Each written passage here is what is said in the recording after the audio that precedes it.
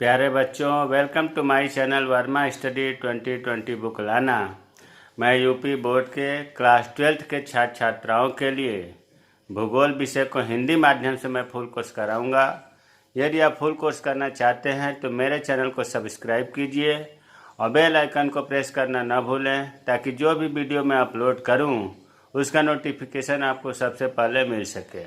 प्यारे बच्चों, मानव भूगोल के मूल सिद्धांत किताब समाप्त हो चुका है। दूसरी किताब अर्थात सेकंड बुक चल रही है भारत और अर्थव्यवस्था। उसमें चैप्टर 4 चल रहा है मानव बस्तियाँ। इसमें हम 3 वीडियो डाल चुके हैं ऑलरेडी पहले। आज जो है अभ्यास के जो लास्ट में प्रश्नोत्तर है, प्रश्न उत्तर उसके बारे में हम लोग पढ़ेंगे और ये आज पाठ पूरा हो जाएगा। तो पहला प्रश्न है कि कौन सा नगर नदी तट पर स्थित नहीं है। ध्यान दीजिए, जल्दबाजी में क्या करते हैं बच्चे कि ये समझते हैं कि कौन सा नगर नदी तट पर स्थित है। यहाँ पूछ रहा है नहीं है, तो इसमें आगरा दिया हुआ है। आगरा यमुना नदी के किनारे बसा है, इसलिए यह उत्तर नहीं होगा। पटना दिया है, पटना गंगा नदी के किनारे बसा हुआ है, इसलिए ये भी नहीं होगा। कोलकाता हुगली नदी के किनारे बसा हुआ है, उत्तर इसका सही होगा भोपाल। भोपाल जो है किसी नदी के तट पर नहीं बसा है। दूसरा प्रश्न है कि भारत की जनगणना के अनुसार निम्नलिखित में से कौन सी एक विशेषता नगर की परिभाषा का अंग नहीं है। ध्यान दीजिए, नहीं है। जल्दबाजी में क्या होता है कि जो जनगणना नगर की परिभाषा में लिखवाया था पिछले वीडियो में, उसमें वही परिभाषा पूछ रहा है कि इसमें कौन सा पार्ट सही नहीं है। देखिए, जनसंख्या घनत्व 400 व्यक्ति प्रति वर्ग किलोमीटर होना चाहिए, ये सही है। इसके प्रश्नों को समझिए। किसी भी नगर को नगर कहलाने के लिए इन शर्तों का पूरा होना जरूरी है। क्या क्या? जनसंख्या घनत्व 400 व्यक्ति प्रति वर्ग किलोमीटर होना चाहिए, नगर पालिका या नगर निगम होना चाहिए, दूसरा विषय है। तीसरा है 75% से अधिक जनसंख्या का प्राथमिक क्षेत्र में संलग्न होना। ये गलत है। इसका सही उत्तर ये है, हमने हिंट में लिख दिया है कि 75% से अधिक जनसंख्या का गैर कृषि कार्यों में। विकल्प में दिया है प्राथमिक क्षेत्र। प्राथमिक क्षेत्र का मतलब होता है कृषि कार्यों, तो प्राथमिक क्षेत्र में नहीं बल्कि गैर कृषि कार्यों में, कृषि के अलावा अन्य कार्यों में संलग्न होना चाहिए। और जनसंख्या आकार 5000 व्यक्तियों से अधिक होना चाहिए, कम से कम 5000 होना चाहिए। अगर ये चारों चीज़ पूरा होता है तब हम उसे कहेंगे नगर या जनसंख्या नगर।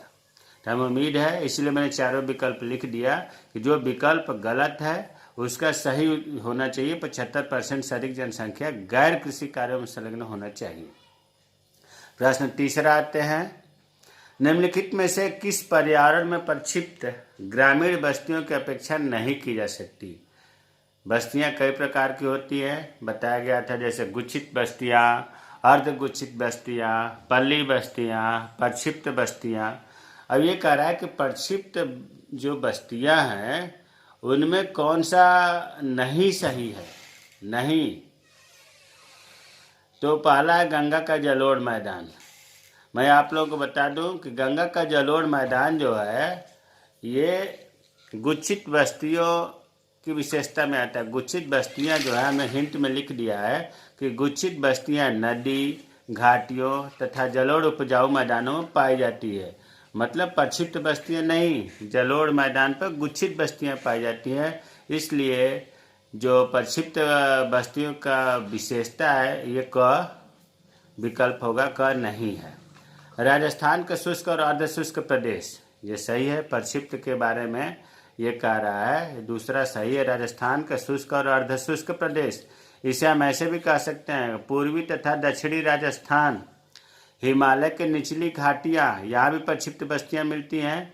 या इसको ऐसे भी कह सकते हैं कि हिमालय के तराई और भावर क्षेत्र में भी प्रक्षिप्त ग्रामीण बस्तियाँ मिलती हैं। उत्तर पूर्व के वन और पहाड़ियाँ, या इसे ऐसे भी कह सकते हैं असम के वन क्षेत्र में भी प्रक्षिप्त ग्रामीण बस्तियां पाई जाती हैं। तो ये जो 3 है नीचे के, ये प्रक्षिप्त ग्रामीण बस्तियों के मामले में है, सही है। लेकिन जो फर्स्ट था गंगा का जलोढ़ मैदान, ये सही नहीं है, ये गुच्छित बस्तियों के मामले में सही है। हमें उम्मीद है कि क्वेश्चन समझ में आया होगा। और चौथा प्रश्न है, निम्नलिखित में से कौन सा वर्ग पदानुक्रम के अनुसार सही है, मतलब सबसे बड़ा, उसके बाद उससे छोटा, उसके बाद उससे छोटा।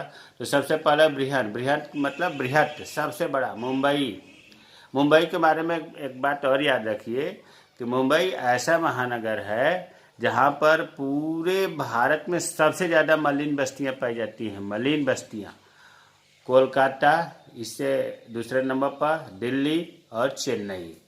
ये सबसे बड़ा, उससे छोटा, उससे छोटा, उससे छोटा। अब प्रश्न दूसरे का पहला, गारिसन नगर क्या है, उनका क्या कार्य होता है या प्रकार्य होता है। गारिसन नगर को छावनी नगर भी कहते हैं। जब अंग्रेजों का शासन काल था, उसमें अंग्रेजी शासकों ने कई छावनियाँ बनाई थी। छावनियाँ का मतलब कि सेनाओं की सुरक्षा की दृष्टि से वहाँ पर फोर्स रहती थी और जहाँ ज़रूरत पड़ती थी वहीं से फोर्स भेजी जाती थी। तो सुरक्षा सेनाओं की छावनी बनी थी, कैंट भी कहते हैं अंग्रेजी में। इसी छावनी नगर को गारिसन नगर कहा जाता है। जैसे Ambala cantt, Meerut cantt, Jalandhar cantt, cantt मतलब छावनी, गारिसन, हिसार, महू, ये सब जो है गारिसन नगर के एग्जाम्पल हैं। इनका कार्य क्या होता है, अभी हमने बताया कि इनका प्रमुख कार्य जो है सुरक्षा प्रदान करना, किसका, सेनाओं का। अगला प्रश्न है, किसी नगरीय संकुल की पहचान किस प्रकार की जा सकती है। नगरीय संकुल की परिभाषा आपको बताया गया था कि जैसे कोई महानगर या मेगा नगर है, उसके आसपास जो विकसित हो रहा है, विस्तार हो रहा है, और विस्तार होते होते पास में कोई दूसरा नगर या महानगर मिल जाते हैं, तो ऐसे को कहते हैं नगरीय संकुल।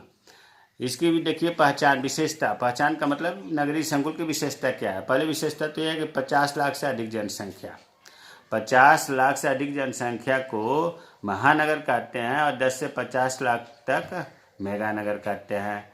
तो 50 लाख मेगा नगर में भी लास्ट में आ रहा है। और कुल मिलाकर हम ये कहना चाहते हैं कि मेगा नगर और महानगर, ये जो दोनों हैं, ये नगरीय संकुल में ज़्यादातर आ जाते हैं, सब नहीं, ज़्यादातर।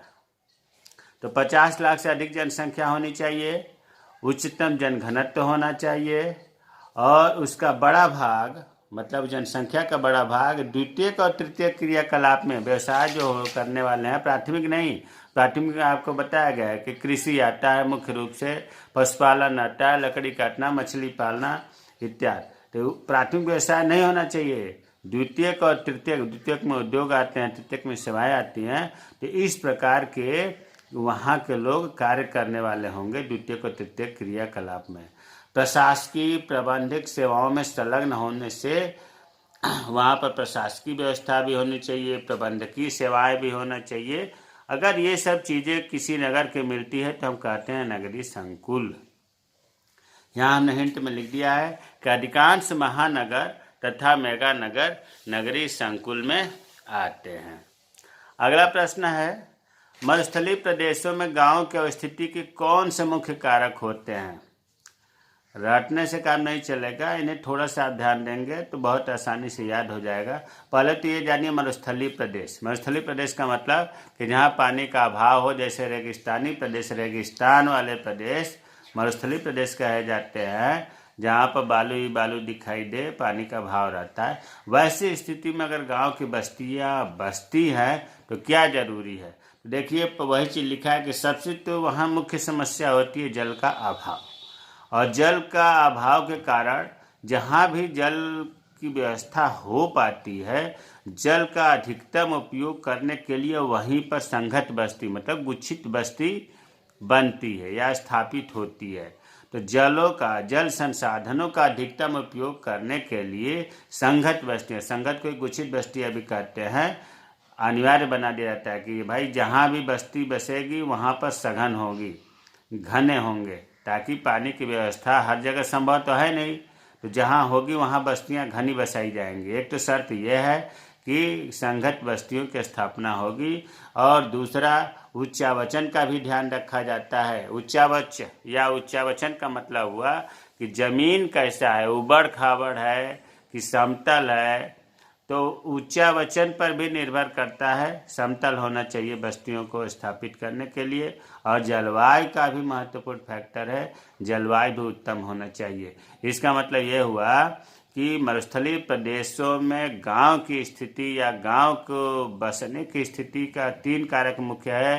पहला जल की उपलब्धता, दूसरा उच्चावचन और तीसरा जलवायु। अगला प्रश्न है, महानगर क्या होते हैं? ये नगरीय संकुलों से किस प्रकार भिन्न होते हैं? देखिए, महानगर और नगरीय संकुल दोनों में बहुत बारीकी अंतर है। महानगर भी 10 लाख से 50 लाख की जनसंख्या वाले नगर को महानगर कहते हैं। ये चीज़ क्लियर हो गया। और नगरीय संकुल भी 50 लाख से अधिक जनसंख्या होती है। तो एक अंतर तो ये हुआ कि अधिकतम 50 लाख तक महानगर हुआ और 50 लाख से अधिक जनसंख्या नगरीय संकुल में हुआ।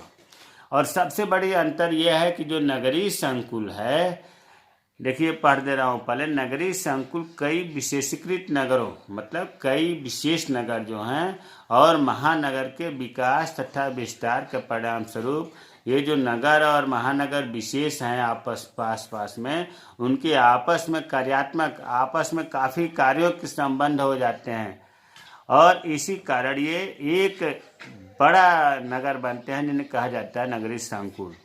फिर एक बार समझिए, नगरीय संकुल का मतलब ये हुआ कि कोई विशेष नगर या महानगर विस्तार करते करते आपस में मिल जाते हैं और उन नगर महानगरों में आपस में कार्यप्रणाली के काफ़ी अच्छे संबंध बन जाते हैं, जिसे हम कहते हैं नगरीय संकुल। इनका जनघनत्व भी उच्च होता है और 50 लाख से अधिक आबादी होती है। तो ये नगरीय जो विस्तार है वही नगरीय संकुल कहलाता है, जबकि महानगर में विस्तार नहीं होता। अगला प्रश्न है, विभिन्न प्रकार की ग्रामीण बस्तियों के लक्षणों की विवेचना कीजिए।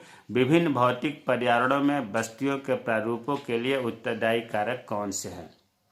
प्यारे बच्चों, यहाँ मैं बता दूं कि जो ग्रामीण बस्तियों के प्रकार हैं वो 4 तरह के थे। गुच्छित, इसी का एक नाम है संघट या संकलित या केंद्रित बस्तियां, अर्धगुच्छित या विखंडित बस्तियां, तीसरा पल्ली बस्तियां या पूर्वे या टोला, पाना, पाड़ा, नंगला बस्तियां और चौथा प्रक्षिप्त एकाकी बस्तियां। ये जो है लॉन्ग क्वेश्चन है, दीर्घ उत्तरीय प्रश्न है। हमने बहुत विस्तृत वीडियो 59 में 59 वीडियो में मैंने इन चारों के बारे में पढ़ाया था खूब बढ़िया से, इसलिए हमने यहाँ इनकी व्याख्या नहीं किया है। और थोड़ा सा हिंट दे दूं, देखिए गुच्छित या संघट बस्तियाँ उन बस्तियों को कहते हैं जहाँ पर ये मैंने बताया था कि मकान रास्ते के दोनों साइड में सटे हुए बने होते हैं। मकान रास्तों के दोनों साइड में सटे हुए बने होते हैं। किसमें? गुच्छित बस्तियों में। ये चीज़ क्लियर हो गया।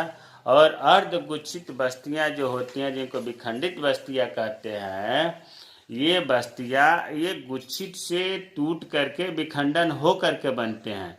मतलब इसमें के कुछ लोग ग्रामीण गुच्छित बस्तियों से कुछ परिवार या कुछ लोग अलग हो करके दूसरा कुछ दूर पर बस्ती बसा लेते हैं, उसे अर्धगुच्छित कहते हैं।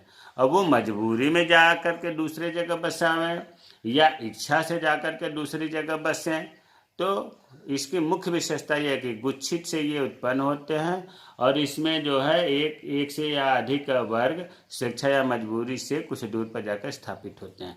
तीसरा जो बताया गया पल्ली बस्तियाँ, पल्ली बस्तियाँ देखिए ये अर्धगुच्छित के विखंडन से बनते हैं और ये कई तरह के होते हैं, मतलब कई मोहल्ले टोला बन जाता है जिसको पुरुआ भी कहते हैं।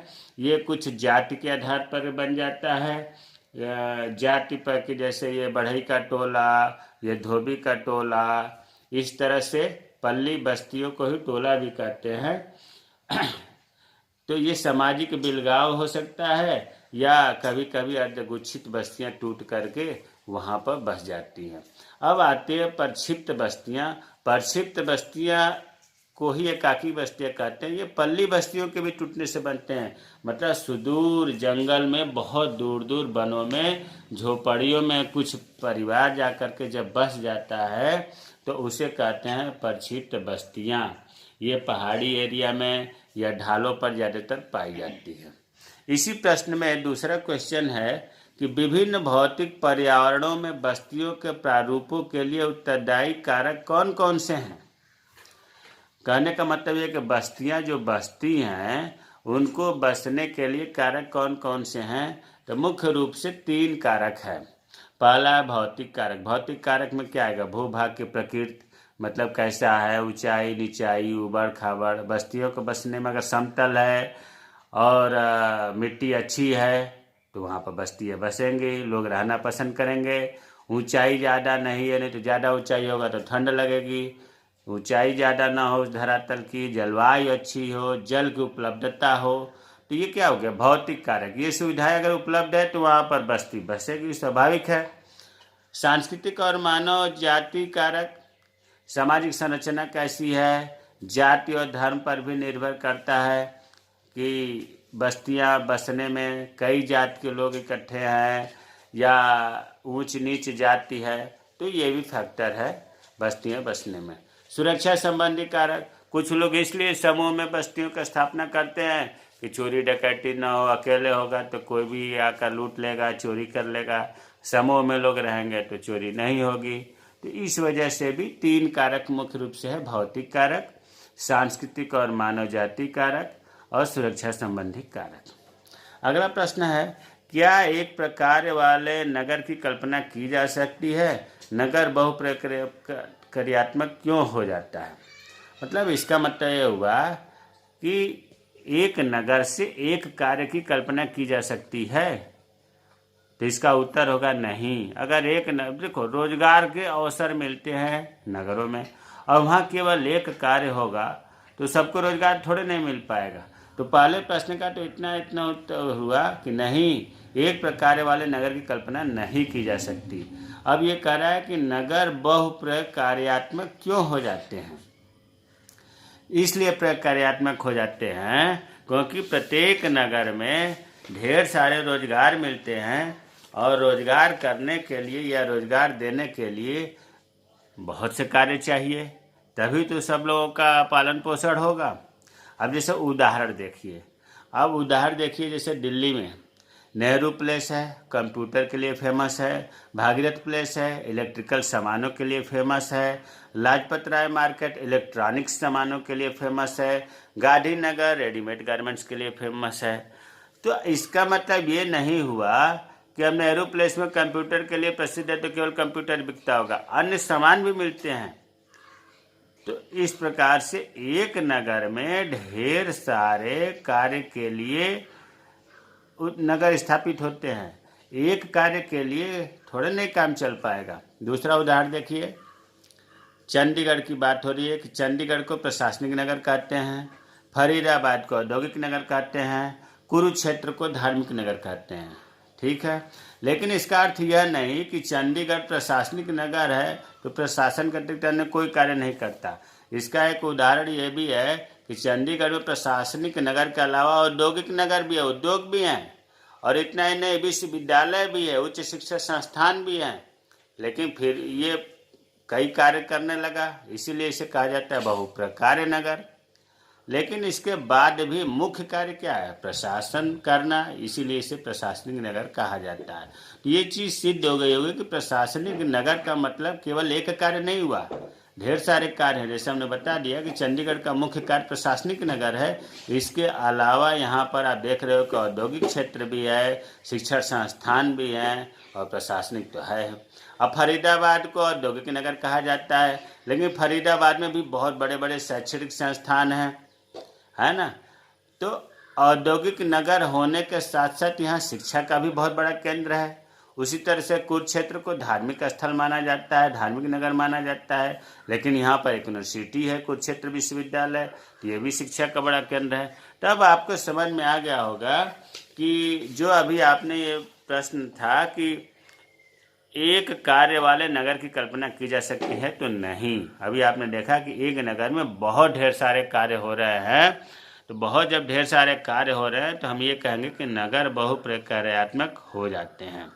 प्यारे बच्चों, आज ये पाठ पूरा हो गया। क्वेश्चन आंसर भी हमने बहुत अच्छे से करवा दिया। उम्मीद है कि ये वीडियो पसंद आएगी। जो चीज़ नहीं समझ में आया है कमेंट बॉक्स में कमेंट करें।